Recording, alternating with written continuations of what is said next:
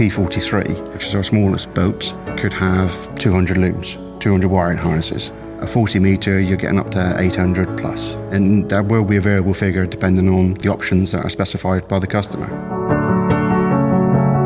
We call it looming because we make cable harnesses. And when that's finished, it is a loom which is then assembled and put in a boat. All the cables and wiring, we reassemble, finish it, and then it's presented to fit out, who then put all the services in. It's a very complicated engineering feat. It is all about right first time.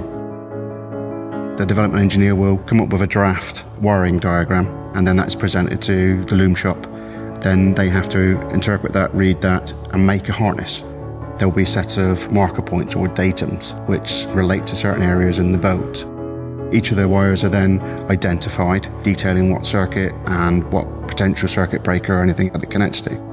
And if wiring is made correctly, all the drop-offs on that wiring harness will be at the switch points and service areas, and it's just a case of connecting.